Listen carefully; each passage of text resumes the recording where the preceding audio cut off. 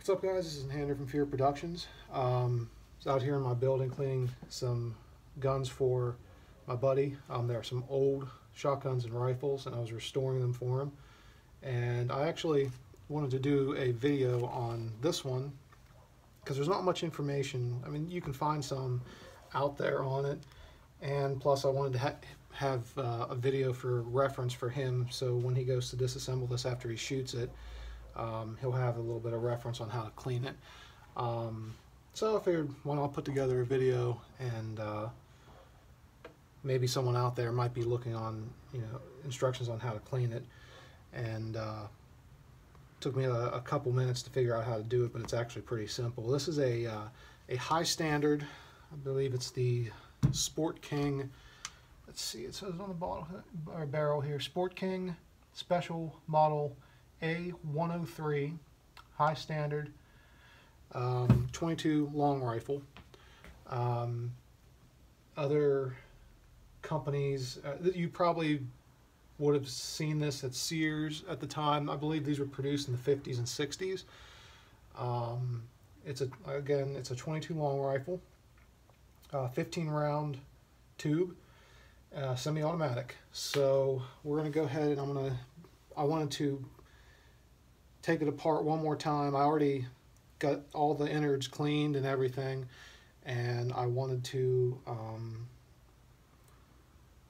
take it apart, do the video before I oiled the stock and made the stock look all pretty. So all you should need, if you have one of these and the insides are halfway decent and clean, all you should need is a flathead screwdriver. So we're going to flip the rifle over, and there's one flathead screw right here near the top end of the stock that we're just going to unscrew, and it sets in the stock. It doesn't come out. Once you feel it loosen, and just lift up, and the stock removes from the receiver and barrel. Set that aside, and here we have the action and all the innards and the fun stuff. So I will zoom in on the video here, but I'm going to continue working, but you'll be able to see what I'm doing here. So I'm going to scoot the barrel down here just a little bit off my mat. There's an end cap back here. I didn't notice it at first, but this end cap actually screws off, this little piece right here. So you want to do this a little slow because it's actually under pressure from the buffer/recoil spring. So kind of let it go slowly. It's not too much pressure, like it's going to, eject across the room. But so there's the end cap right there. Set it aside, and then in order to pull out the recoil/buffer spring, you want to pull the trigger a little bit, and it should come right out. So there is your, what I'm assuming is like the buffer/recoil spring assembly right there. You want to oil/grease that a little bit. I put a little bit of oil on the inner spring there, just to give it a little bit of love. And then let me make sure I'm centered with the video here. Yeah. So here's your bolt knob. What we're going to do is, let me get it in the video here just a little bit so you guys can see it. Move it back to the takedown notch, and it should come right out. Now, in order to remove the bolt, you'll need to pull the trigger just a little bit. Now, mine should fall out. It came out a little bit, but it still might need, yeah. I'm going to get a little Allen wrench here and give it a little push just to get it going. Yeah, there it goes. Has to get past the sear, and it comes right out. So that's all that, and here's your bolt right here. Funny thing is, when I originally took this apart, it was black. Like, I actually thought the bolt was blued, but it wasn't. It was just covered in a nice thick layer of carbon. and we're going to remove the firing pin. Make sure that's clean, and that's about it. Your extractor and ejector are part of the bolt right there. Make sure the bolt face is clean.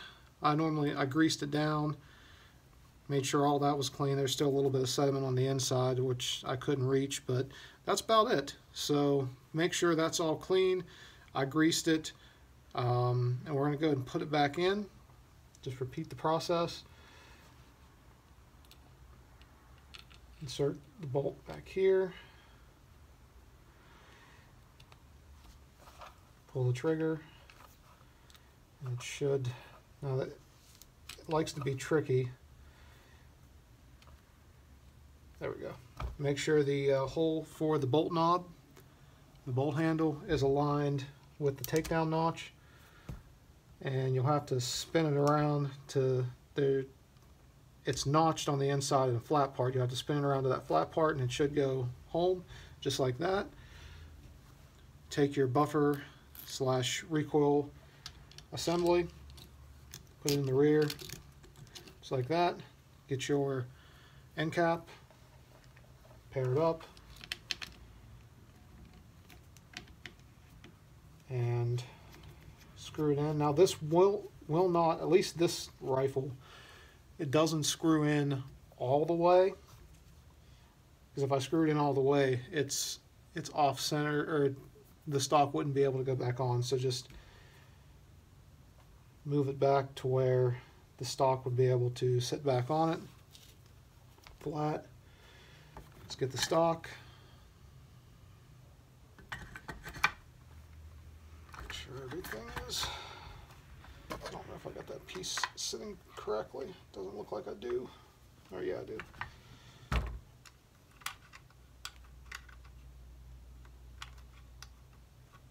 Hand tighten to get it started.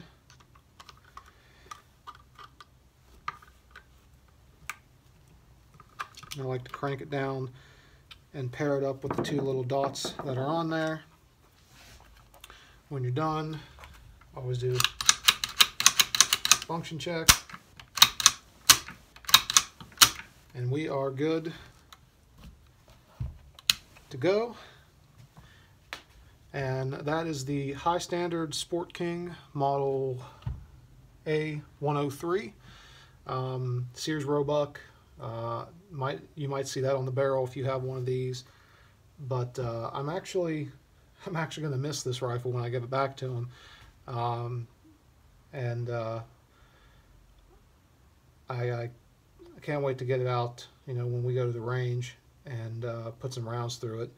From what I've read, it's not that expensive of a rifle overall, but they are pretty decent little shooters. So hope you guys found this video helpful. I'm going to go ahead and get the stock all shined up and pretty, get this in its case and ready to give it back to them. And I have a couple other shotguns I need to clean for them and get that done today, and we'll call it a wrap.